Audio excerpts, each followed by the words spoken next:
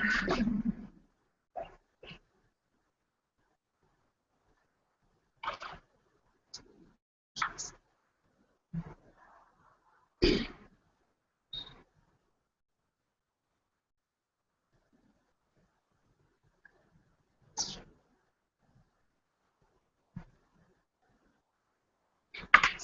afternoon, colleagues. It's my behavior that I always insist. Good afternoon, colleagues. Thank you. That sounds better. Welcome to another edition of our brown bag for July 2015. Today we have two presentations from SAFEIDS and from OFID Zimbabwe. Today our moderator is Tonderai Muremwa. He is our HIV specialist here at Unicef. You'll be moderating this presentation or this session. Let me give over to Tonderai to introduce the presenters, and then we move forward. Thank you. Good afternoon, and welcome to this brown bag session. I know there's still people that are still coming in. I hope they will not be able to disturb the proceedings once we get started. But as Onismo has said, we have a session on M-Health, and I sure hope everybody understands what M-Health is all about.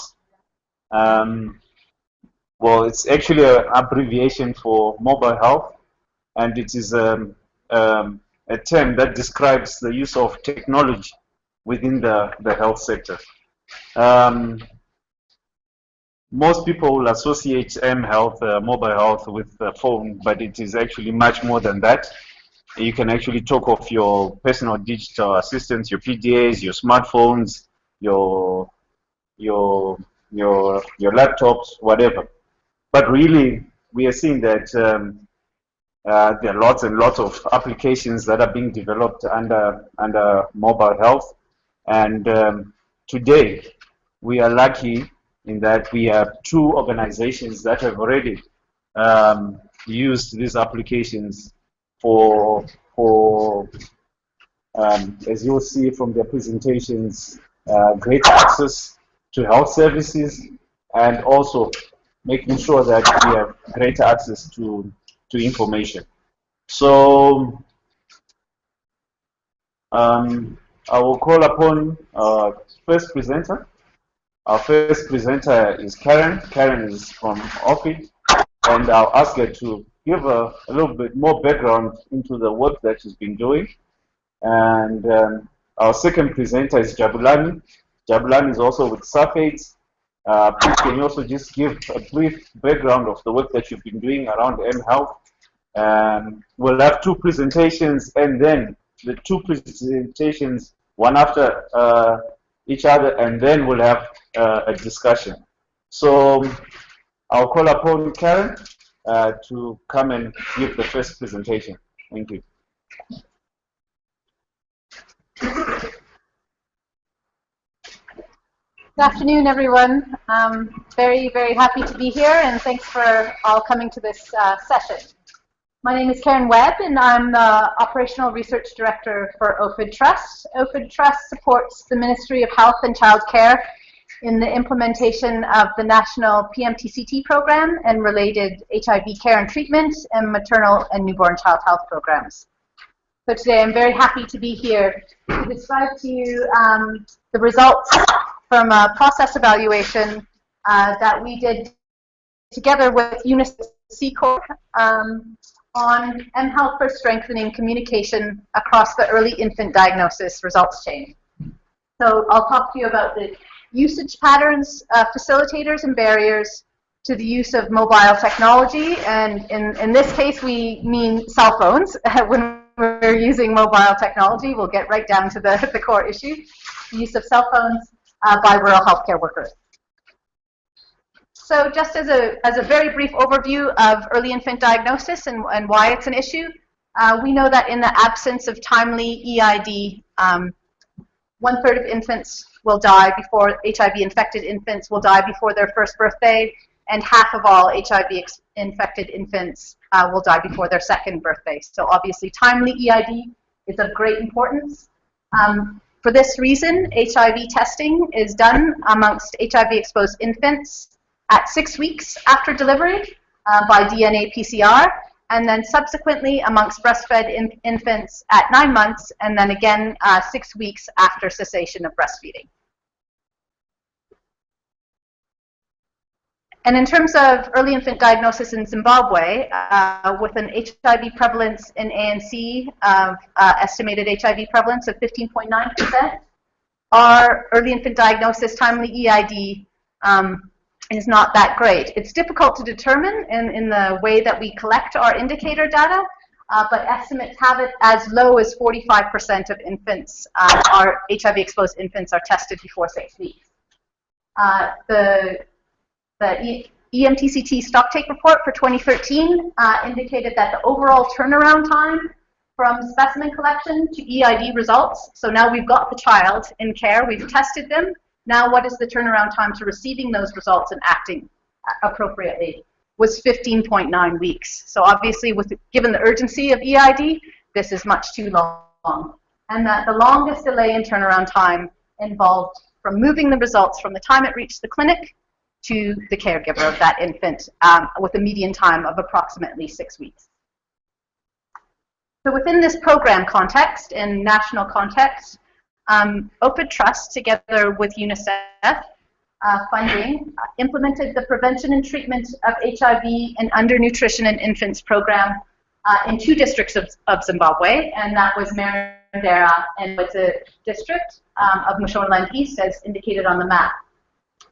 And within these districts, one of the key outcomes that we were after was to increase timely EID. So to support that, healthcare workers were saying, well, we're having a lot of problems in communicating up the chain and following up about where is the specimen, where are the results, communicating with village healthcare workers when notification results were ready. So in October 2011, dedicated cell phones were provided to the 32 health sites being supported by the project.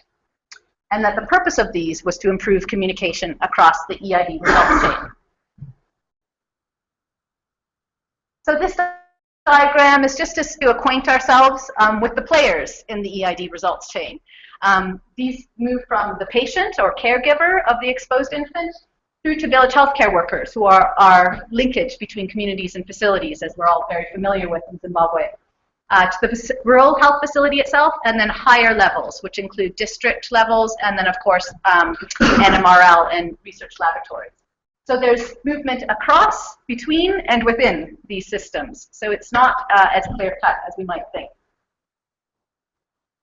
So within this context of providing cell phones to health facilities to improve communication across this results chain, we needed a process evaluation to understand what happened, how were they used, and what were the perceptions of those that were involved.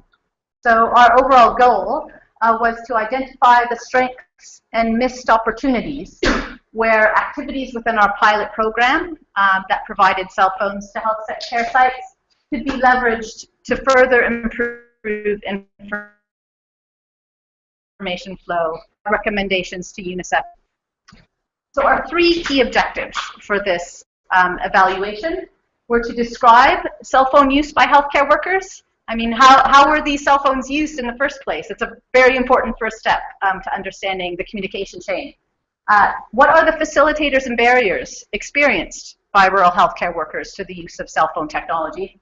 And then finally, to generate formative evidence regarding feasibility of expanding access of cell phone technology to community levels. Within this project, we were only supported to provide cell phones to health sites, but we wanted to understand, and this, given the time period, now this seems, it's amazing how quickly things move on, but this was 2013, and now sitting in 2015, we all know that there's been progress, and we'll hear about some of that today from SAFE. I'll briefly run through the methods and procedures. This was a qualitative descriptive study. Because we were interviewing and surveying village healthcare workers, we received MRCZ approvals. It was a purpose of sampling, not randomized sampling, in that it was a project-driven approach. We sampled all the sites that were being supported by the project, but it was inclusive of the population, in that we tried to sample all village healthcare workers in all sites being supported. And then from January to September 2013, we collected routine monitoring data and analyzed this. And then from August to December 2013, we conducted survey work using structured questionnaires with both sites and village healthcare workers, and then also focus group discussions to try and interrogate and receive some depth to the information we received through the survey. So let's get to the good part, the results and the interesting bit. I'll present the results in terms of our three major objectives. And because we don't have a lot of time today, I'll coincide the results with some of the key discussion points that we felt were raised from the key results of this survey. So from the first objective, we'll talk about how cell phones were used, and then facilitators and barriers, and then the feasibility of expanding mHealth to community levels. So first, how did we use cell phones? How were cell phones being used at health sites? As part of our general operating procedures questionnaire, we asked sites, what other forms of communication do you have available to you? And quite strikingly, we can see that for almost all sites, the only functioning means of communication at that time in 2013, so compared to now, were cell phones. This both through the OFID Unicef project cell phones and through the RDNS disease surveillance cell phones. Moving on to the general operating procedures, how were cell phones being used? What systems were in place to support cell phone use? At the vast majority of sites, 72%, there were no general operating procedures in place about storage, about who used it, how it was used, confidentiality issues. At over half of the sites, 52%, the cell phone was kept at the most senior person on duty at the time at the health facility and accessible largely only by that person. And that 93% reported that the $10 that was provided in airtime per month wasn't sufficient. And the majority reported running out of airtime from halfway, basically, through the month, through to the end of the month. And then finally, for the utilization monitoring, we experienced some problems with consistent reporting. And this was mostly felt at high volume sites. So the recording of when the cell phone was used, how it was used. And so we had to exclude 5 sites from the analysis because we felt it would skew the data in terms of how cell phones were being utilized. So the rest of the results for utilization are based on 27 of the 32 sites. So among these 27 sites, there were 3,597 calls made over a 9-month period, with a mean of about 15 calls per month, and then of course the range is based on site volume between 2 and 64 calls per month. The nurse was recorded as the caller for 99% of all calls made, so pretty much the entire time nurses were making the calls. And that of interest, I think surprised us, that voice calls were not made in 98% of calls made. We expected to find more text messages within the utilization. And that the majority of the calls, 64%, were made from rural health sites to higher level, so either district, provincial, national labs, or higher. And that the person being called by the healthcare worker, so by the nurse is making this call, who is she calling? It's a fellow healthcare worker in the majority of times, by 56%, so just over half. So this displays the proportion of all cell contacts made by location, and we see that it splits into roughly a third by district, provincial, and village level. So we had the communication chain, our results communication chain, and we were looking to see who do we need to contact most? Well, I think this says a lot in terms of, while higher level contacts were made most frequently in an aggregate way, 1/3 of contacts were made to community level. And then what reasons? What were the reasons recorded for the calls? This is important to understand how we can optimize and what the most important communication needs are of rural healthcare workers. And you'll notice, other was the most frequently cited reason for calls. But then, of course, we had an open-ended, what was your other? Please list it. And because we had designed the tool to record communication made for the EID results chain, our list of potential options wasn't exhaustive. And we found that healthcare workers cited surveillance reporting, follow-up procedural inquiries, like should I do this, how do I do this with higher levels, or arranging meetings with village healthcare workers and health center committees, which are all crucial activities of rural health sites, as the main reasons as their calls, followed by follow-up of missed appointments. Now, in terms of the location of person called and reason for contact, this is quite a busy graph, and I don't want you to try and assimilate all the information on this graph at once. But what we felt was important was that while the aggregate data indicated that higher level healthcare workers were the most frequently combined reason for a call, when we looked at the granularity of this and the individual reasons, the location and person called, it was at village level and follow-up for missed appointments. So village is really for the follow-up at missed appointments is the greatest single reason that calls were made. You can see 556, quite compelling. So then we move on to objective 2. Now we have a sense of how the cell phones were used, and now we want to understand what were the facilitators and barriers to cell phone use. Well, 69% reported it wasn't all plain sailing. Almost 70% of sites reported that there were barriers, that they did face challenges to the use of cell phones, but that we'll see that the most frequently cited barrier was power for recharging. And I think we all understanding the rural context, this makes perfect sense. And then when we ask in terms of, so what were your barriers for communicating along the EID results chain? Where do you face your greatest challenges as healthcare workers in ensuring that HIV-exposed infants receive their results and are tested? Now this shows that 30% of health sites, so the N's here are health facilities. This was in our general operating procedures questionnaire. 30% of sites felt that the greatest challenge was faced from contacting village healthcare workers about missed appointments, follow-up of results notification, but that the majority felt that the greatest challenge in communication was reaching the caregivers of those infants. So that across the board, 76% felt that the greatest communication barrier was held at community level. So I think this gives us a good idea of where we can invest our resources for communicating. So then, always to pair things off, what are the facilitators? How can we improve things?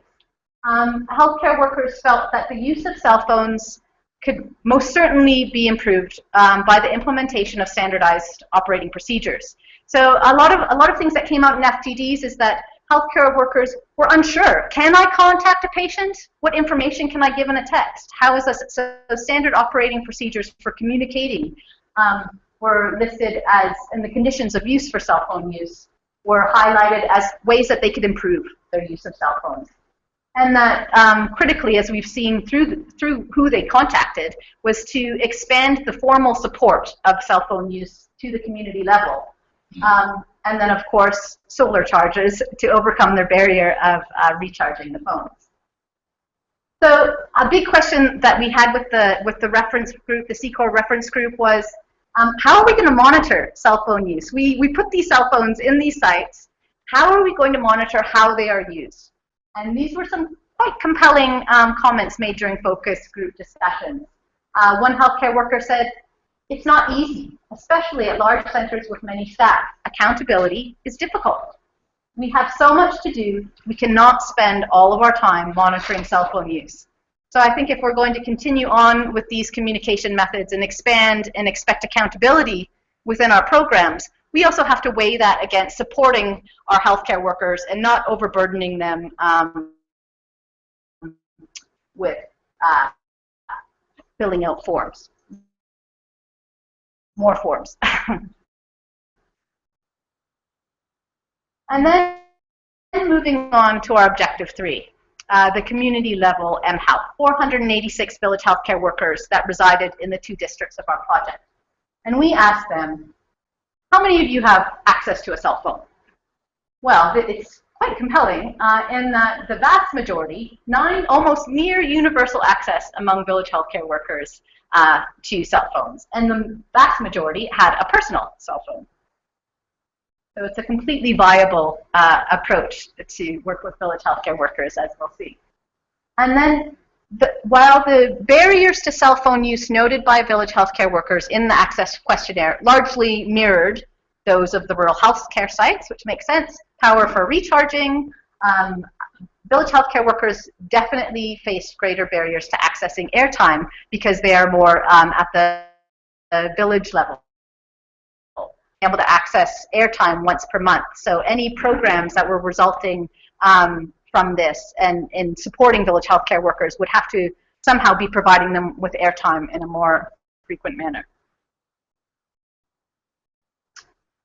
So looking at the big picture, how did cell phones improve impact without doing an impact analysis at each stage of the communication, which monitoring utilization data made impossible? What were the perceptions and what did the data tell us about how cell phones impacted communication? Healthcare workers described cell phones unanimously improving efficiencies at health sites.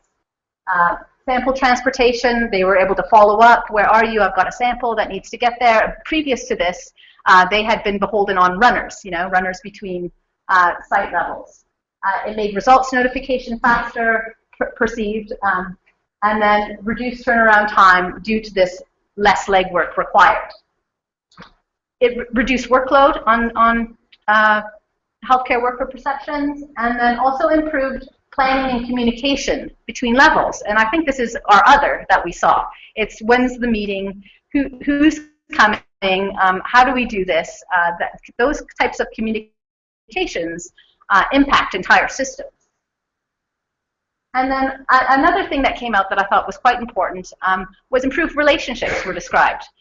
If miscommunication creates sometimes conflict and tension. And so improved communication was felt to improve the working relationships from rural healthcare workers with village healthcare workers.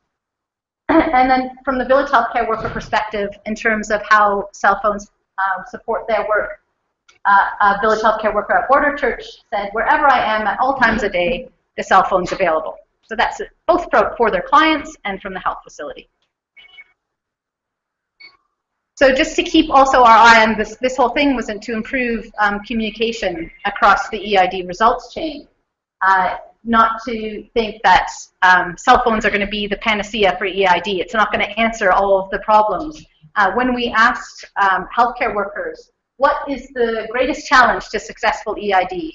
It wasn't cell phone communication. It was having your child agree to be tested in the first place.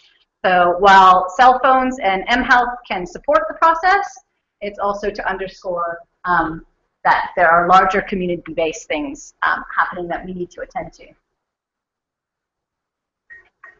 So distilling a lot of information into some few recommendations resulting from this process evaluation. We felt that at policy level, given that cell phones were the only functioning means of communication, that this warrants and justifies government investment in cell phones for health communications, that rather than rehabilitating landlines, that we can actually invest in use of cell phones. That the strategic capacitation of health system frameworks for the use of mHealth at community level, so bridging it all together, rather than doing it in silos, health facility, district, labs, that we can create systems and frameworks for cell phone use. And that finally, formalizing public-private partnerships is going to be key to moving forward in terms of utilization monitoring, in terms of technology development, solar charges, all of this will rest. This isn't our mandate as humanitarians generally, our public health professionals, but that's the private industry. And then finally, at the health systems and program level, I think we could all see that there's a need for standard operating procedures on the use of cell phone technology to support healthcare workers to utilize this in the most efficient and effective way. And in particular, text messaging could be increased and optimized. And then community level, I think there's great evidence, and we look forward to hearing about how extending mHealth to community level can be valuable, and that mHealth should not replace community engagement, that there's still household level support that's going to be required. In terms of research, this was a process of evaluation. It wasn't a rigorous randomized, cluster randomized control trial. So there's room to understand how mHealth can improve turnaround time across the cascade. We should have a better understanding of the cost effectiveness implications of use of mHealth technologies, time and motion studies, feasibility and acceptability of patient level mHealth, so sending texts to patients and communicating directly. And then, of course, understanding what are the barriers to EID by mothers and caregivers of HIV-exposed infants. So I think we've gone through the conclusion from the main points. And in thought, I'd like to thank very much the Ministry of Health and Child Care for their support, particularly to Unicef Zimbabwe and CCOR, the CCOR reference group, who supported the design every step of this process, PEPFAR through USAID, and then, of course, the healthcare workers and village healthcare workers who participated in this evaluation. Thank you.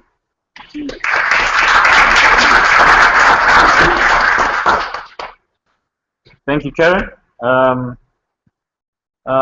Just to remind everyone here, this is a live recording, and we're already getting comments and questions via Skype, and we are really taking advantage of technology. Please just note down your questions. We'll have the second presentation, and this is coming from Jabulani. Jabulani is with SAFAIDS. And I would also just like to remind you, as much as we are talking about mobile phones and e-tech, please can you put them on silent? Okay, thank you. So, Jabulani.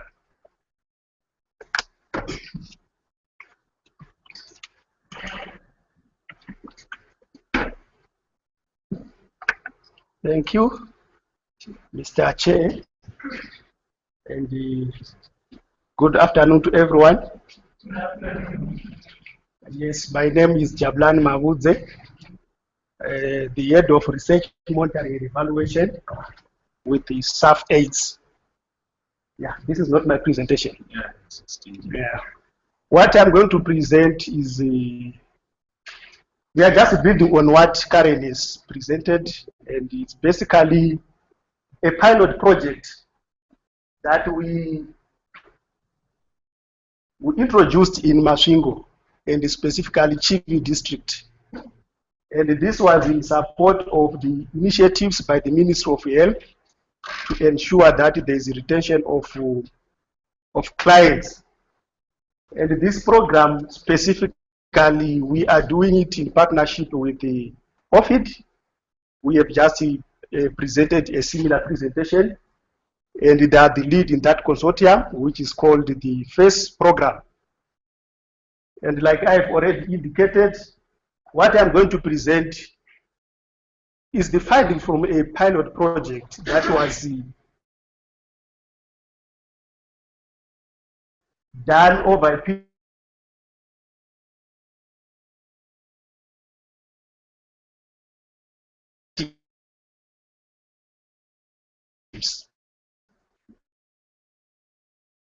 of this initiative,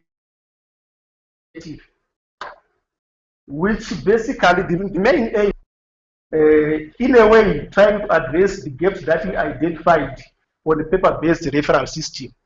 So this one is still a referral system, but it came in to strengthen the referral system, because in our programs we were mainly using, or we are mainly using, the paper-based referral system, but there were gaps that we observed, and then we decided to introduce the use of mobile phones in terms of trying to address those gaps.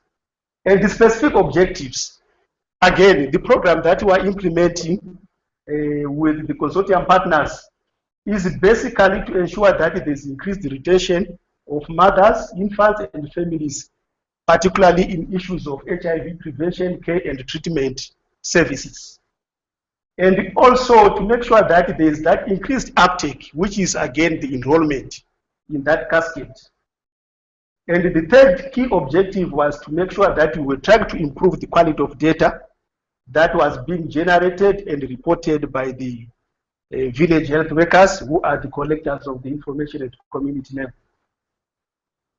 And the expected outcomes when we introduced this pilot project, what we wanted to see The number one outcome was to see an increased number of clients being referred, identified in the communities and referred for these specific services, which is pillar number one of enrollment. And then after that, we just wanted also not only to refer clients, but to track if these clients are then accessing the services that they are being referred for. And thirdly, we wanted to see improved adherence to appointment dates. And this also, I think, from the presentation from Karen, she also highlighted issues of missing appointment dates. So this was also another key outcome of this pilot exercise. And the fourth one, which also speaks to one of the objectives, the issue of retaining clients in the continuum of care. Okay. All right. Okay, thank you. So in terms of where this happened, like I indicated, it happened in Chibi district and specifically at 4 facilities, which are Ngundu, Tagavarasha, Buranda, and Zuku. And also for us to be able to see, to demonstrate the effectiveness of this initiative, we also had a control site in the same district by the name of Tishal Clinic. And these are some of the information in terms of the number of village health workers that we worked with. At Ngundu Clinic, there were 14 village health workers. At Takavarasha, we worked with 8 village health workers. Buranda, it was 6, and Zibuku, it was 8 of them. In terms of the population, these are the statistics. Now, the overview of the M-Health, I think for this one, I will explain it diagrammatically. I will come to this diagram, which is a diagrammatic presentation of how the whole model functions. To start with, normally we pick this area at this point as the entry point, where we have healthcare workers at a health facility who compile the list of clients with appointments and those who are lost in follow-up. So the details of the clients are compiled in an appointment diary, and what we have in that appointment diary is basically the name of the client and the date when the client is supposed to come for an appointment.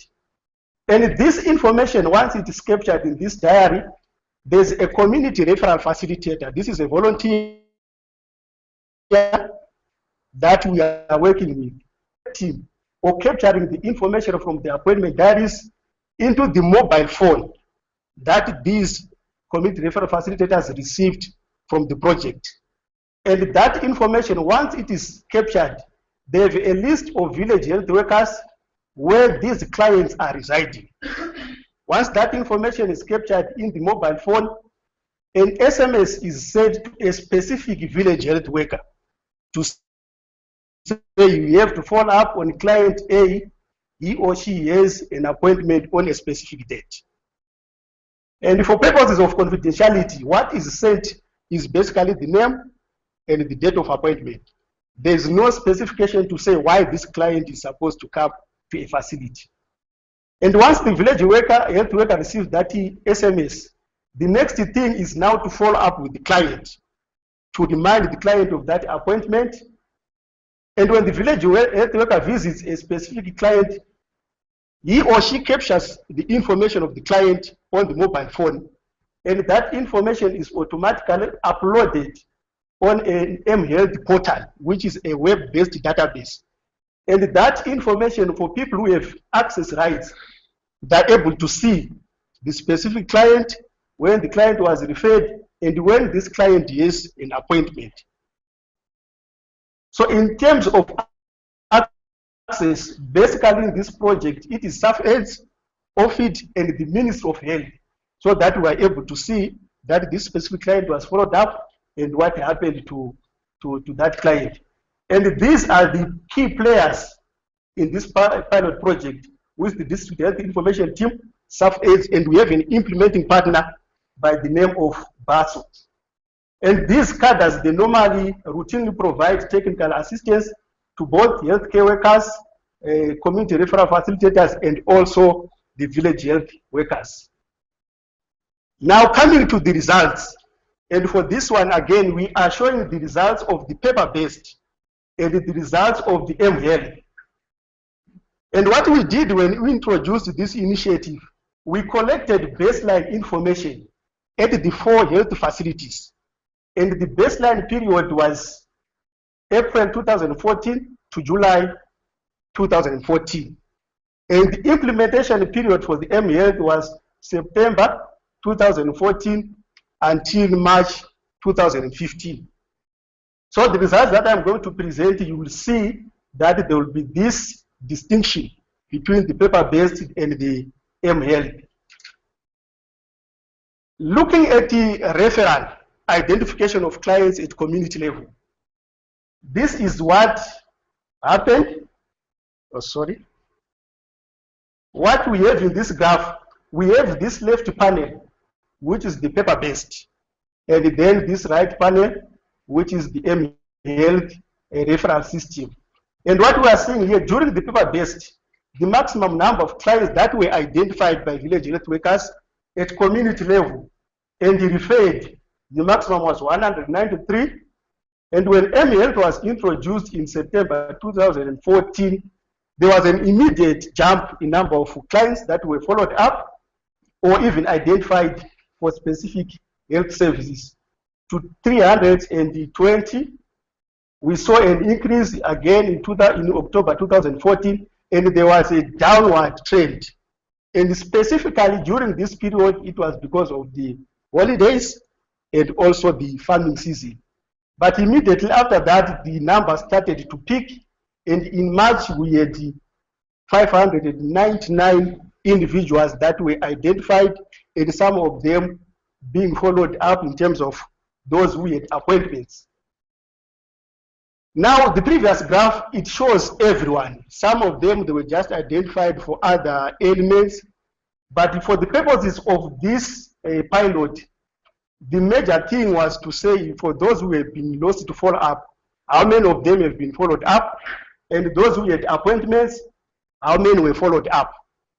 And what we noticed is during this period of paper-based, basically, again, the issue of data quality, it was really difficult to identify or to prove that there was a referral around issues of follow-ups, except through the secondary data at health facilities. But at community level, the village health workers, they were not able to demonstrate this. But immediately after the introduction of mHealth, we were able to see significant numbers. And what we are seeing in September, the blue bar, is for adults that had defaulted, who were followed up, 35 of them, and for the infants, it was 14 of them. And interestingly, the trend that we observed throughout the 7 months, we noticed that the number of clients that were followed up because of defaulting, it was gradually declining. And this, to some extent, it could be because of the introduction of mHealth. There was that effective follow-up of clients by the village health workers. And again, through the key informant interviews that we did with the village health workers and the community referral facilitators, it was something that they mentioned to say there is now increased linkage between the health facility and the communities, so that the follow-up of the clients with the appointments is significantly improved. And looking at this other variable, which we can call an indicator, which is about clients who had appointments who were followed up. Again, a similar trend before the introduction of mHealth was observed. And soon after the introduction of the mobile phones that were used for tracking and the following up of clients, we started to see significant numbers going up. And in March, we had as many as 91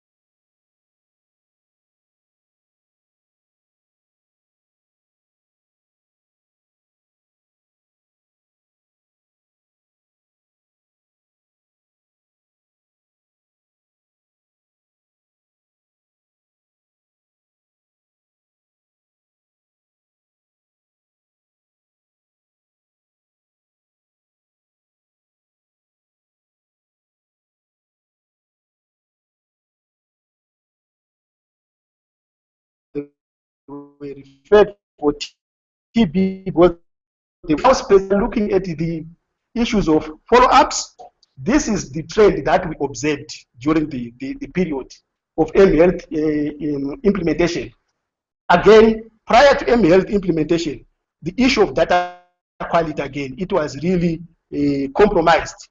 But the introduction of mHealth, we are seeing significant in terms of the quality of data, and also the trend around those who were followed up after defaulting, who then went to health facilities for the various services that they were supposed to get from these clinics. And this September, the percentage was significantly low because this was more like starting, and we saw that this improved, except for December, there was this decline again, but the other subsequent months, it was consistently 70% and above, which was not the case with the paper-based system. That was for children, and now coming to adults, because we separated the infants and the adults. What generally it was that for adults, in terms of accessing the services after follow-up, they performed better, they fared better than the infants.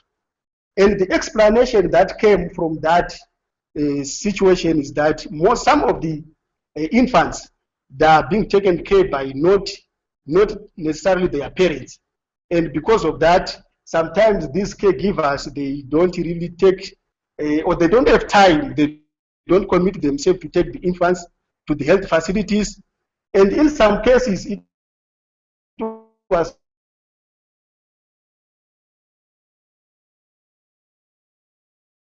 noted that challenge of then taking the children to the health facility encouraged in terms of those who were followed up and honored on their appointments.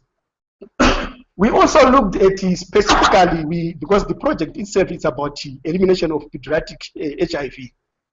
There was also an interest to say for the infants that were 2 years and below at the time of this assessment, who were delivered at home and then referred to go to health facilities for issues of HIV testing and so on. It was consistently positive that the majority of them, if not all of them, they finally went to health facilities for the services. And again, what was coming out significantly is that issues of home delivery, they are now low, and I think the statistics is also confirming that. And because of the low numbers, I think that's the other contributing factor that why we are seeing these high proportions of individuals identified, referred, and reporting access in terms of infants. Now coming to the issue of adherence to appointment dates. Okay, adherence to appointment dates. What we were also interested, this information was basically coming from records at facility level. Prior to mHealth introduction, the blue bar, that's the baseline information. What was happening at Ngundu, for the period that we assessed, we realized that 60% of individuals that had appointments reported access to services, and this increased to 70% during the period of mHealth implementation. And this was more like similar across the 4 mHealth intervention facilities, and also to share with the control side. But the margin at this control side, it was significantly lower compared to the other 4 sites. That was for adults, and we did a similar analysis for the infants. And again, the proportions compared to the adults, they were fairly lower, and I think the explanation is similar to what I talked about before. The other critical thing that we observed that improved because of the use of the mobile phones, the reporting or the activeness of village health workers, again because of that motivation, of that encouragement. Prior to mHealth introduction, basically for those 36 village health workers that we worked with, because we were already working with them prior to mHealth introduction, it was the range, it was 20% up to 50%, and this increased to 100% And in March, it was 95% of the 36 village health workers that reported. And those are some of the key lessons that we learned. I think I would just rush to some of the recommendations, which are more or less similar to what Karen shared, especially at the policy level. And at the health facility level, what we observed, what needs to happen,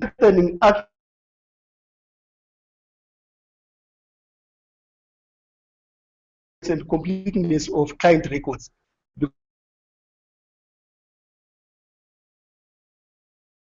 Sometimes there's not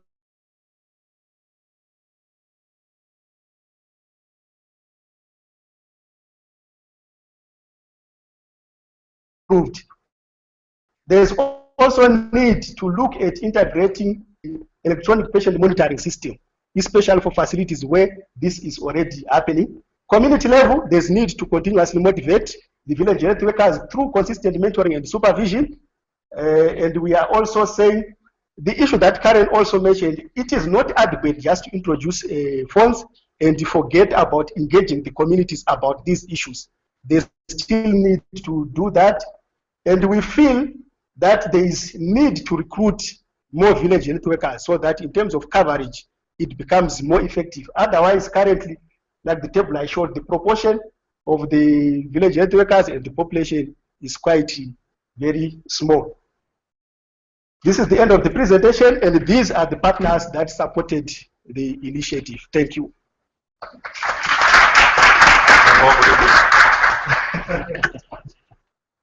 All right, so thank you to Karen and Jabulani for the presentations. At this point in time, we'll take comments and questions. I think we'll take 3 or 4 at a time and ask the presenters to respond. So may I ask Karen and Jabu to come up front, please, and we'll take questions from the house. Yeah. Anyway, it's fine. So okay, we'll start on my left side. First one. Let's start with the left side. Hopefully, there are more questions on the left side. 1, 2. On the left side. Okay, 1, 2. We'll come to the right side. We'll take from the front first. We'll have these 2 for the initial round. Thank you. Okay, thank you. My name is Joseph. Thanks for the presentations. Just a simple question on the to whom both presenters mentioned that they were motivated. I would like to know, motivated by just using the technology, or there was something of an extra incentive, either money given to them to do this.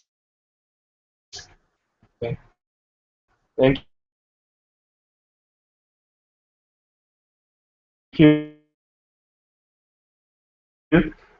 What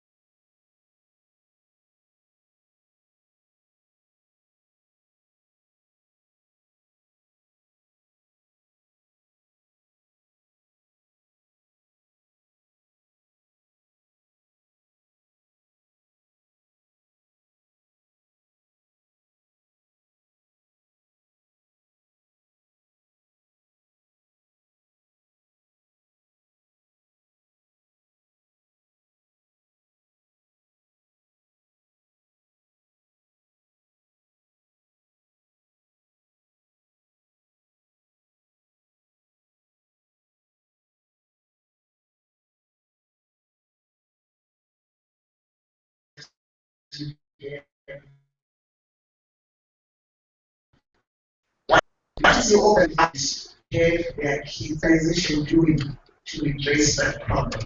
Thank you very much. Okay.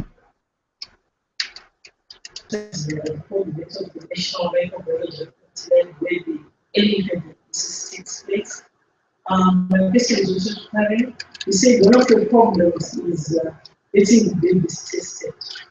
Is it because the mothers are refusing, or what is it?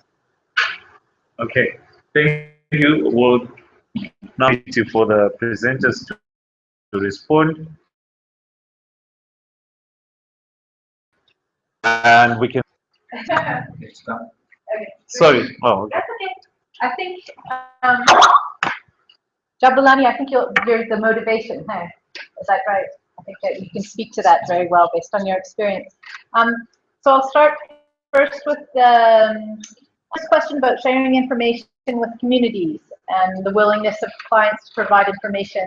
To put things in context, this study was done in 2013. So I think in terms of mHealth and cell technology, there could be like an aside here where we say how rapidly the face of these things are changing at a national level and within our program. So right now, the Ministry of Health has the frontline system being rolled out where texts are being sent possibly to patient level. At the time that we conducted this wasn't a possibility, and there were real concerns about confidentiality. And so in the interim, some of these things have been worked out. But I think in terms of patients providing their information, there's still a lot of stigma and discrimination that goes unacknowledged when people are booking for HIV positive. And certainly within the paper-based records, we often find that the accuracy of patient information provided isn't always there, and that we go to trace individuals and the information that has been provided isn't correct. We can't speculate on why that is without speaking to women themselves, isn't it? I don't think that should be our place, but it indicates need for more research. And I think it speaks to both Miriam from People's College and Doctors in UAR's comment, aren't coming in to be tested. I think this is a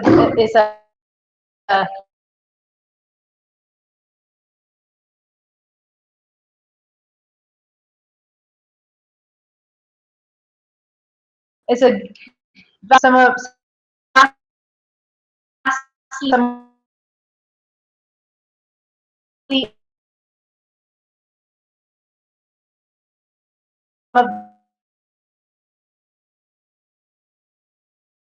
under studied. There's a lot of nuances about stigma, understand, in order to support women to bring their infants in for testing. That's all. It wasn't part of this study, so I don't want to overreach my bounds. Quickly on motivation of village health workers, I think I was not able to go through some of the lessons. Basically, what came out with the use of this technology, they were really motivated. But this is not sufficient. And in terms of whatever incentives, additional incentives were they given, the village health workers, they were not given anything additional except the $15 that they are getting from the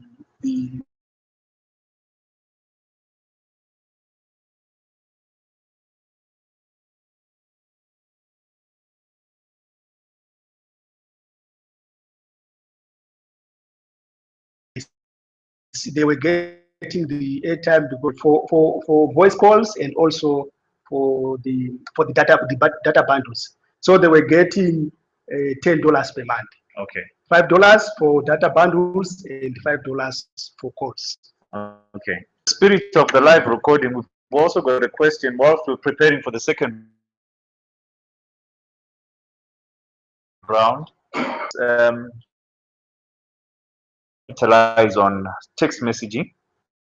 During your presentation, you indicated that most of the health workers would rather or actually use more voice calls than text messaging. So the question is it because it's more of an effective approach? What should we be doing to encourage to either use the text messaging, or should we be really looking at more innovative approaches to make sure that we go with the voice controls? But that's just the question that you can think about. We'll take the second round. We'll have right here in front of me, man, please. 1, 2, 3, 4 on the right side. Please short. We are running out of time for the session. Thank you. Okay. My question coordinator for Kandura Institute. My question is, we've noticed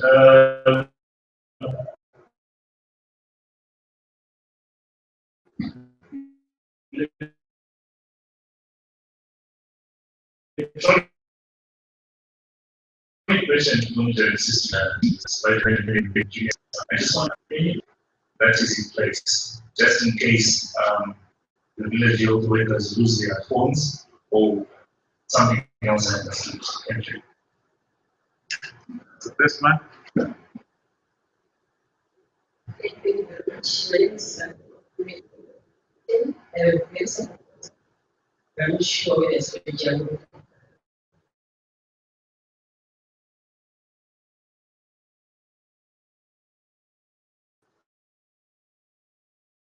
They talked about following up as a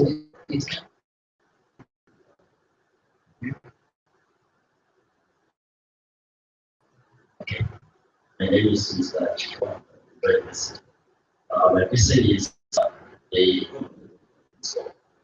text messages. And on the model, on the M model, I did see where the communication ledger of whether the patient is, and do they communicate with the same information as the name, the date of the patient, also of confidentiality issues, because you said some of the patients don't have personal. Thank you. So the question is, how are you dealing with those paid health workers' phones? Is that the question?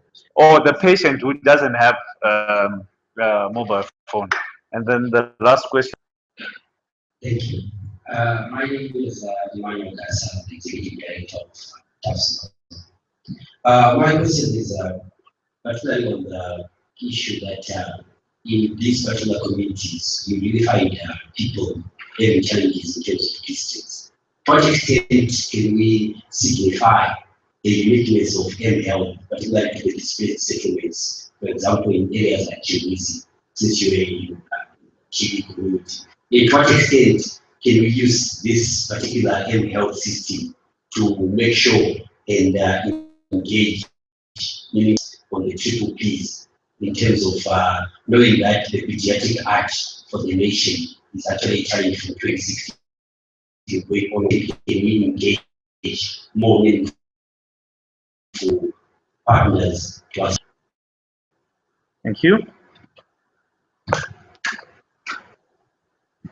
So whilst you're coming up, there was a follow-up to the. Actually did somewhat a similar study on the voice calls versus text messaging, and they found that almost 88%, which is almost similar to what you found in Zambia, were actually also doing the health workers preferred to use voice calls rather than text messaging.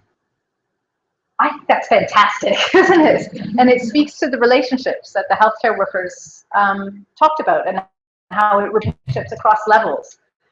So I don't want to undermine the value of voice calls or personal communication, because I think that's really what this allows people to have a greater understanding about both procedural and meetings and systematic kind of activities. But in answer to that, at the time we conducted this, there were no formalized procedures with standard operating procedures for the use of text messaging. So I think the permanence of text can be quite daunting for healthcare workers. If you're sending a text message out and it stays on somebody's phone forever, error-made, then it's quite worrying. So I think in a way that was part of it, and which the frontline, if there's templates and systems, that time there, that's what we making to look. Things are evolving so quickly. WhatsApp, all of these, Viber, all of these different things that healthcare workers are using them to assist with consults, to assist with all kinds of things. So I think they will lead us in terms of what's the most effective and feasible and acceptable method. And Gabulani, I think the rest for your field of expertise. Okay, I will start with the backup system in terms of the information of patient records. Like I indicated, there's a portal which is a database itself. It's an open data source theme, and it's called Open Data Kit. So once the information of a particular client is uploaded there, it's retained, and whatever happens to the phone, you still have that data in that portal. So it's safe and secure in terms of backup. And coming to my brother from Bindura University, the issue of communication between the village health worker and the client. In this pilot phase, we directly interface with clients in terms of the communicating directly with them. So what happens via mobile phone? So what happens is when the village health worker receives the message from the health facility to say there's a client who needs to be followed up, maybe it's defaulted or the client has an appointment, then it is the duty of this village health worker now to physically follow up on this and promote this client. This is the only time you have information on your phone, and that information is uploaded on that portal. And what we are thinking of now, I think because again during the pilot, like I indicated, the extension to say let's directly deal when the client was not there.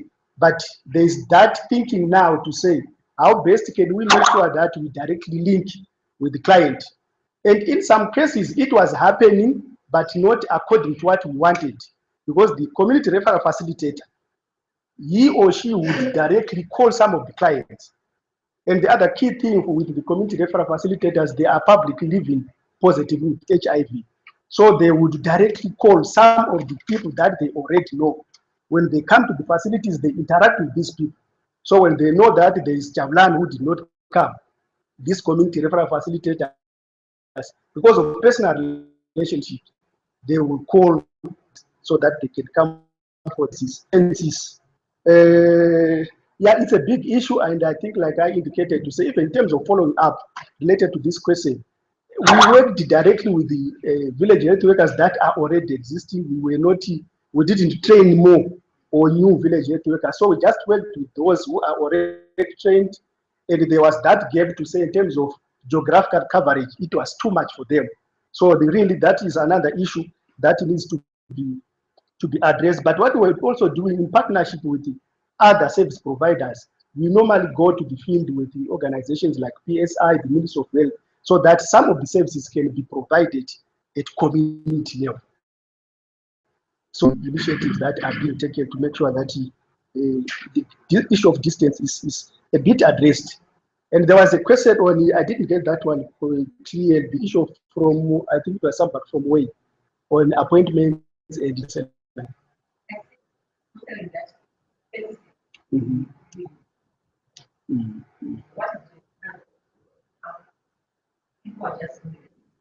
Mm-hmm. Just an appointment. There's a point following that contract. Okay. Because you put it that you're yeah, I think it was also because of what we were learning, and I think from the study and what Karen presented, the issue of missing appointment is a big issue identified. Before more defaulters, it means it happens, it starts way by not adhering or honoring your appointment. So we wanted to make sure that it's appointment and then follow up to those who are lost follow-up. So those were the two main indicators that we were trying to pilot. Thank you. All right. We were supposed to end about 10 minutes ago, but we'll allow the last round of questions. Again, we'll have four presenters, four people. I'll come to my left again. Left side is working up, so we'll have 1, 2, 3, and 4. Thank you.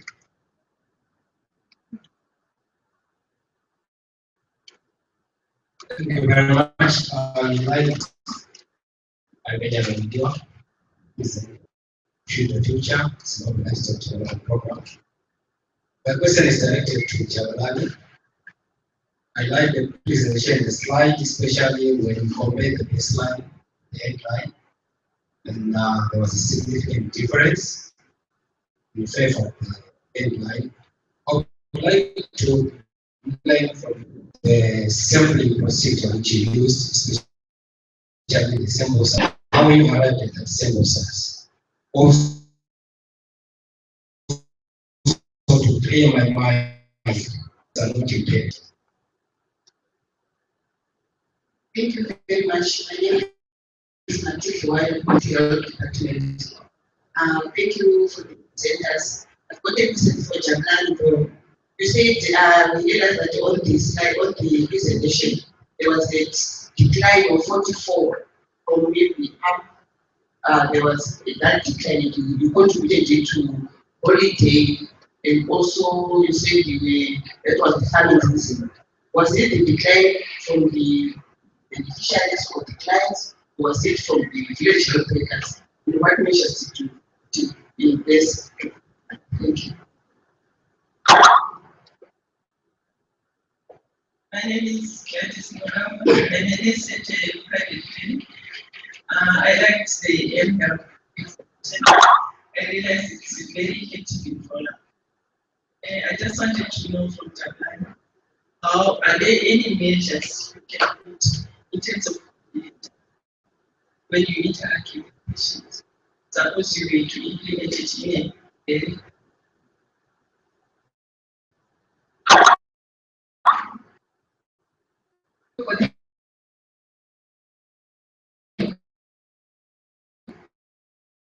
two presentations. My name is second is centered on the issue of supporters and those who were committed to come and you mentioned that you were comparing the children and the adults.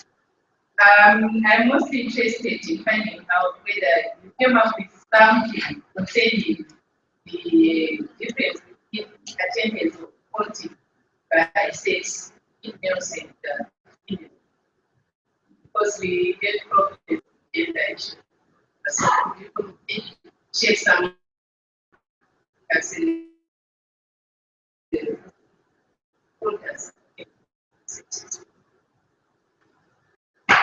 Okay. So they're all Jabalani. Yeah.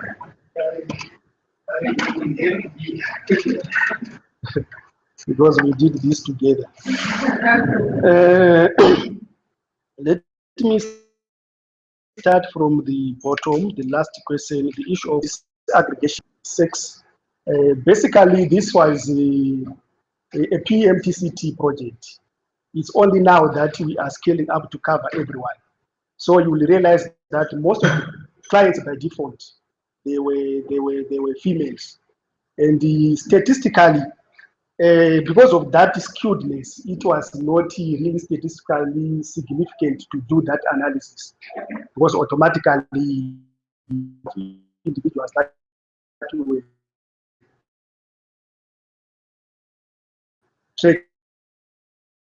were females, and use of aid to the infants presented mainly for they were more in response with us, like I indicated. It was the issue of the caregivers sometimes that being taken care by elderly individuals and then working for those services because of the long distances again. It was a big issue. The issue of decline in terms of that we referred during the month of December, which was mainly holiday season. The number is not necessarily what I presented. It's not necessarily the clients that he visited the facility. What that means is that graph, what it tells us is the number of clients that were visited by village health workers to remind them of their appointments or that they've missed, or maybe it was a follow-up because of lost to follow up. So basically, it's possible that the client himself or herself went to access the services. But for this village health worker to follow up on the client, that was the it's the number of the order by the village health worker. In terms of the sample size, this what we used basically, we used the monitoring data, the data from the portal. That's what we used mostly to analyze in terms of how many were referred. So you find that it was, we did some bit of direct interviews just to explain. But we say 6 people reached, it was based on the portal information that we will see. And for those where we have percentages, for example, where we said at baseline, there were 60% of clients who are dead to their appointment dates, compared to 70% at end life. This was through the review of registers at facility level. Because what we wanted to see now is to say, okay, sometimes somebody, because what sometimes happens, one of the challenges of this system, for somebody to be captured as to say yes or she has accessed, you still need to prove that by way of a reference slip. You carry your reference slip to show that you were fed. You get to the facility, then that information on the reference slip is the one that is going to be uploaded on the portal to confirm that you accessed the service. In the event that a client doesn't carry, so many people have appointments and so many of them honored those appointments. So that's how we calculated the percentages for adherence prior to M-Health and adherence during M-Health implementation. The other one was on the issue of confidentiality. How are we going to ensure that there's confidentiality on private clinics? I think this one, when we presented this to the ministry, it's something that we really discussed. And for now, I think I will not be able to give really a convincing answer around that. It's something that we are still exploring, because the issues of confidentiality, they normally crop up when you think that you have closed it. There's always something.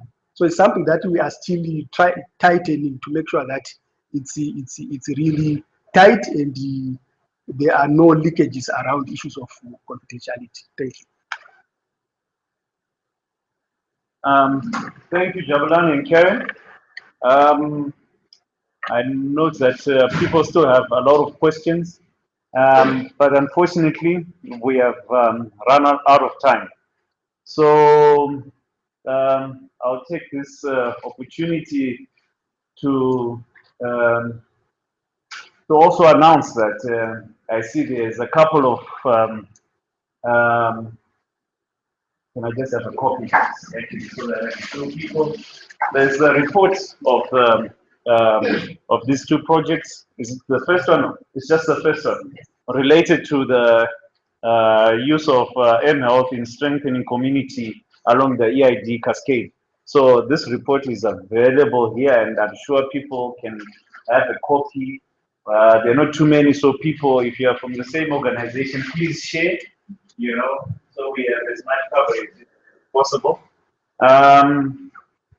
And also just to ask, just for 2 minutes after we've concluded the presentation, please can you just remain seated just for 2 minutes so we can get a little bit more background for this recording. You'll just alert us when it's good. Just 2 minutes. And at the same time, I would just like to say that health is something that is really shown promise. It has a lot of potential. Unfortunately, it seems like we're not really taking it up as fast as we should. I'm not so sure why. I think there are lots of issues to be dealt around use of these technologies, whether it's the phone, whether it's SMS, whether it's a PDA or whatever. But I think it has a lot of potential, particularly as we note on the information side within the communities. We don't have enough information of what's actually going on within our communities. We have a fair amount of information coming out of our health systems, but how those two are actually working, how they're linked. As you can see with the PMTCT project or with the infant diagnosis, there's still some work to be done. So this is a call to people to really explore on how we can actually harness these technologies. The Ministry of Health, I'm aware, is as I see Henry's just walked out, but also have a surveillance system that is based on mobile phones sending messages, and it's based on apps. But we have a high, very high mobile penetration, one of the highest in the world apparently, as Zimbabwe, over 100%. I'm sure half of you even in here have 2 mobile phones each, you know. So, and how are we actually using those platforms? So, this is the questions that we should be thinking of, and how we can use these technologies to help our whether we deliver services to the person that is not normally reached through our routine services, how we can educate people. Now there's a lot of, particularly for those that have smartphones, there's a lot of applications that you can have on your smartphones. Half the people are measuring how much distances they are walking each and every day, or how they run, or their heart rate, and all those things. So I hope we can harness all these applications and use them for the greater good for public health. So thank you so much, and have a good day. I'll hand over back to Onismo while he's just completing the camera shots. Thank you, Tonde. I promise I'll speak for 1 minute. Thank you, Tonde. Thank you so much, the colleagues. I just wanted to say we are continuously expanding the brown bag. Just today, we want to acknowledge colleagues from Kadoma, colleagues from Bindura. We also want to acknowledge colleagues from Mashingo. As we were broadcasting live, we also had some colleagues from Mashingo who are being coordinated by SolidaMed, and they're watching. There are about 5 of them. They're watching, and they also had an opportunity to ask questions, which you guys have responded to. We're excited about this development. And let me take this opportunity. This is the last 30 seconds of my to invite you to our next brown bag, the last Wednesday of August. We are going to be focusing on some work that has been done again by OFID and by Unicef on the apostolic communities, how they are accessing health and the challenges that they are facing. Let me take this opportunity to invite you, and please also invite your colleagues so that they may also benefit from this platform. For those who may also have done their own studies and you think they may benefit other colleagues in here or in Zimbabwe, please come forward, talk to me, and so that we can arrange for a brown bag. Thank you so much for your time.